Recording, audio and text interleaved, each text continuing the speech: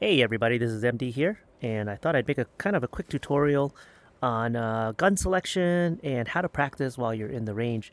This is one of the ways I got a lot better at the game. Just when I'm waiting for a game to start or my friends to join, that you're in the range and making the best use of the range is one of the ways that you can hone very specific skills.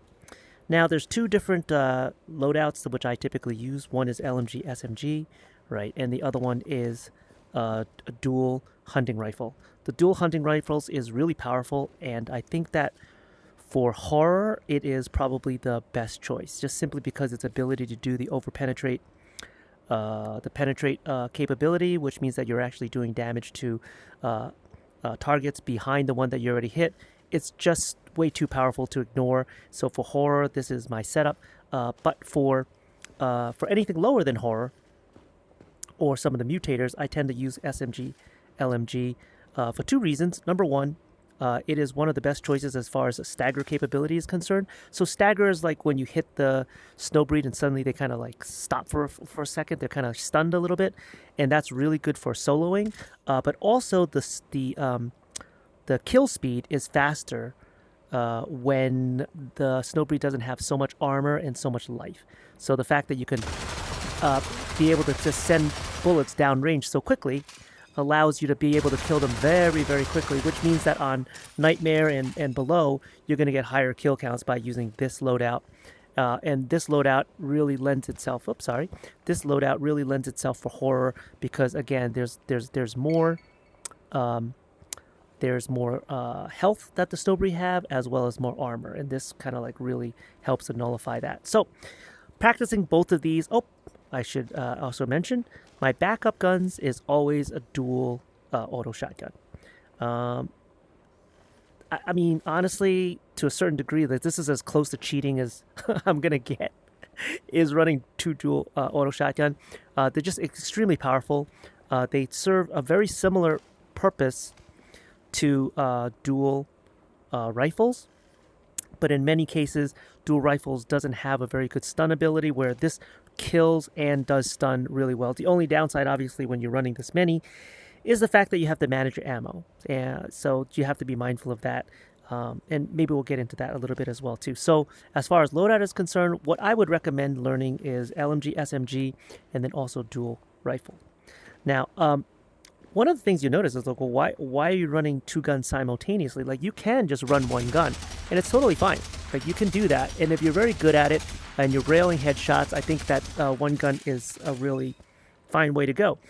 But when you think about it, two guns means you're doing double the amount of damage, and if you are in fact using the advanced reload, so you're getting 50% on both guns. So compared to someone who's using a single gun on automatic reload or simple reload, you're doing 300 times the amount of damage. You're doing two guns, so that's 200, and then an extra 50% per gun. So you're doing 300% more damage downrange when you're using these two. The other thing is, if you're able to master it, what you can do is get very fast kill counts, because when you think about the firing rate of one gun and the fire rate of the other gun, you're now getting a composite firing rate, which means that both guns are sending bullets into the snowbreed, and you're able to kill them a lot faster. Now, obviously, it takes practice because you have to manage the recoil of the two different guns. So one of the things I would recommend is starting with one gun, whichever hand that you prefer, and actually just sitting there and trying to manage keeping it on target, you know. So you'll notice that as you keep the trigger down, you have to kind of like bend your wrist down, so forth. Now, the other thing is I typically don't run the gun dry using one hand. So typically you'll see something like this, reload, and then this again, and then reload. And so you're not having to manage like, okay, it's going, and now the recoil's even more, and even more, and even more, and even more. And now it's really awkward. I'm almost practically pointing my hand down to the floor in order to do that. You could, but realistically, this followed by reload, this again followed by reload, means that the angle that you need to dip the gun in order to manage recoil isn't that bad. Now, the way I run it, as you see here, I don't actually run ammo counters. I'm using the cadence of my SMG in order to know when I'm going to reload my LMG. So this is the reason why. So you know what? Let's throw on a counter for a moment, just to kind of illustrate this. So I'm going to go ahead and throw on an ammo counter, right? And so what you want to do is two concepts. Number one, you don't want to run it dry because you don't want to have to rack the gun. In other words, so let's just go ahead and run this dry. We're going to run it all the way dry. Okay, now when you do that, you actually have to rack the gun before it'll fire again. Same thing. If you run an LMG completely dry, it's going to take a little while because there's 100 rounds in this thing, right? When you go ahead and reload the magazine,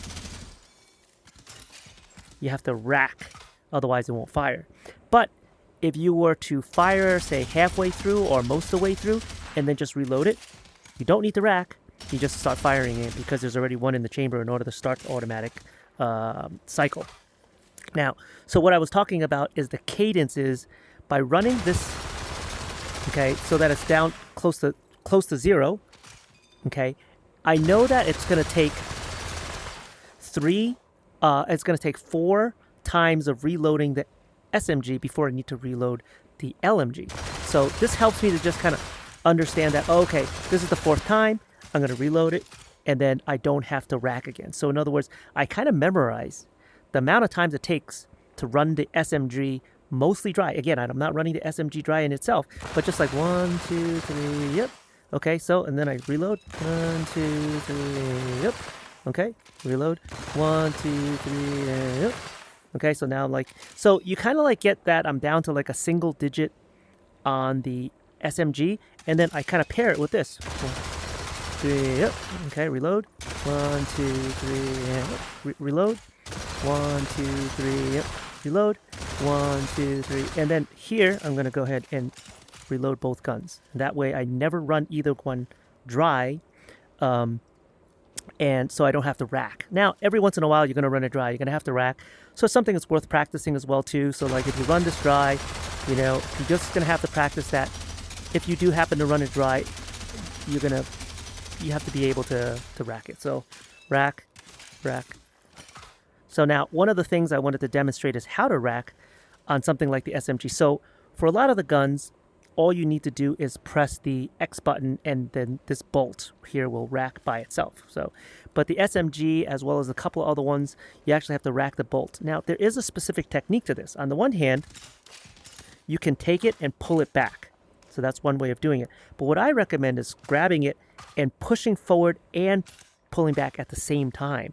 Because what you'll find is that the travel is actually going to be less for either hand, and so that's going to make it faster, but also it's going to be more consistent, because a lot of times you do halfway and not really getting a full rack out of it, but if you do both of them, then you're going to get a much more consistent rack, especially in the middle of a battle. You want to be like, and there's this, it's not going to fire. You just go like this together, and then you bring the gun back up. So if you were to practice a rack, it looks like that, and then subsequently it's much more consistent. All right, one final thing, so this is not a super long video, is as you're managing the recoil, it is very important, at least for the LMG, SMG, as well as a lot of these other guns. In fact, we're going to go finish that in a little bit, just because I think it's worthwhile discussing, that for the LMG, SMG, or if you wanted to use like dual service pistol or some other types of gun, what you want to do is you actually want to converge the two streams so you're hitting the same body part. What you don't want is to hit that guy in the leg, you know, hit that guy in the arm, hit that guy in the head, and all you're doing is knocking off a bunch of ice, but you're not actually killing the snowbreed. You want to be able to get the streams together so you're landing exactly at the same exact spot. So you want it to try to converge the two streams into the same exact spot. Now, the spot is always better to hit the head. But even if you don't hit the head, the fact that you're converging the streams means that you're probably going to be doing more than enough damage to kill the snowbreed. It might take you a little bit longer if you're not hitting the head, but you're definitely getting the force multiplier by using two different guns. So that's one of the things that you want to do. So kind of like going back to LMG, SMG, if I were to practice, take one hand, right, and understand how long that's going to be and just be able to kind of like keep it on target. Okay, and you don't need to do it until it runs dry. You only have to do it for a few seconds because that's going to be the same amount of time it's going to take to reload the SMG anyway. Same thing with the SMG. You're going to do that. You're going to just try to keep it on target. Just a single hand to keep it on target, right? In other words, being able to keep that that target down, and then ultimately you're doing both hands, but you want to try to learn to really converge the two streams of bullets so they land on the exact same spot. Right. Now, let's talk about the other ones for a second. Let me go ahead and drop this counter off because I don't want that on for later on. Okay, great. All right. You know what? Before we do these, let's do these. Okay. So there's two different ways to kind of use the auto rifles. You can fire them simultaneously, like this. One. Now that's particularly good if you have a wide spread full of snow breed, like you're being surrounded, and so like being able to just like be able to do a little bit of overlap between the two is very useful. Hold on, sorry, Mike, middle of video here. And another way of doing it is to actually just cycle them to go like this. Now that is very useful if you have them kind of like in a smaller cone, and that what that does is it keeps the snow breed stunned. Right, so that's another way of doing it. And I think both is worth doing. Now again, when you fire both of them like this, you're gonna have to drop your hand down. You'll notice that in the video I'm actually looking at my hand, and it's actually going down in order to keep the bullets on target. And the same thing when you're doing this, you have to kind of drop your hand slowly to do that. And that's like a little bit of practice, but you just go to the range and you just kind of like continue practicing. Okay. The other thing too is you'll notice that the reload is a little bit awkward because it's not as though you're when you are in the middle of recoil, the gun is going to be at an odd angle. So like again, all the way down here. So when you reload it, it's not going to be, especially if you reload it fast, it's not going to be in the perfect default angle for you, and you're going to have to learn how to kind of manage that. So it comes out, and what I'm doing is I'm actually going underneath it a little bit, just because the whole gun is, at this point, it's all the way up here. And so I have to kind of bring the magazine up to the angle that it's currently at during the recoil. And that's going to be the same for the hunting rifle. So the hunting rifle is the same thing. Again, typically you're playing cowboy style like this. Boom, boom, boom, boom, boom, boom, boom, boom, boom, boom. And again, you're trying to just hit that same spot, either chest or head, I think is the best. And you just got to kind of get a nice rhythm on where you're keeping... Hey, get off. Yeah, the problem with this range is sometimes the workbench is a little bit close, so sometimes it's worth being a little further back. And, you just kind of like try to like sit here and then just work on the timing to keep the target down. There you go. Get them all on target, so long as they're all landing on target and hopefully on the same spot on the target. And it just takes practice, I'm actually still pretty new to the rifle. I've only been using it for a few weeks, but it's definitely worth just coming in here and just like learning this motion. Now, one of the things is, again, none of my guns have counters. Why? Because running a counter is going to cause you to lose, here. Yeah, you lose stagger damage. 10%. I mean, for those of you who have been playing with me for some time or watched some of my videos, I'm like a total damage and stagger whore.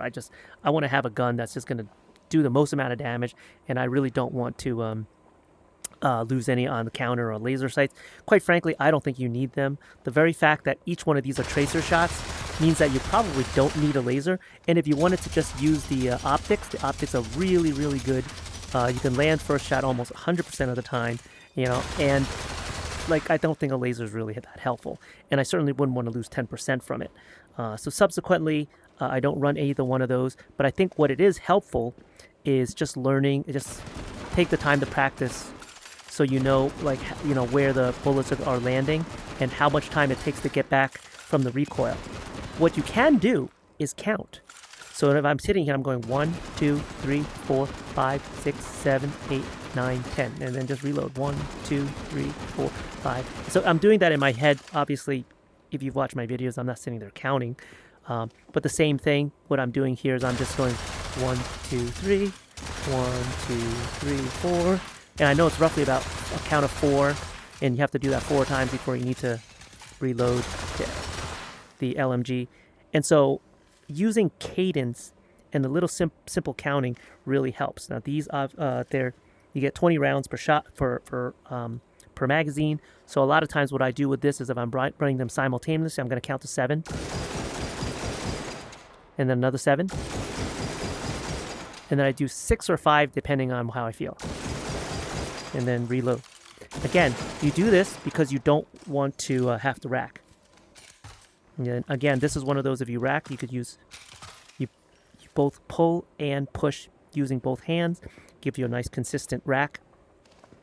But counting, really, it's just about counting. So like if I'm doing alternating, I'll go like 1, 2, 3, 4, 5, 6, 7, maybe do a little strafing, 1, 2, 3, 4, 5, 6, 7, and then reload. Now, you don't have to wait until you run dry or even close to reload. Oftentimes, there'll be like a slight lull in the battle where you have the time to reload. You should just reload at that moment because that also allows you to stay in the fight longer should things become difficult. All right, I'm going to pause this video for now. Next thing what we're going to do is we're going to go and jump into like just a simple nightmare run, and we'll put a couple of these things to practice. All right, cool. See you in the next one.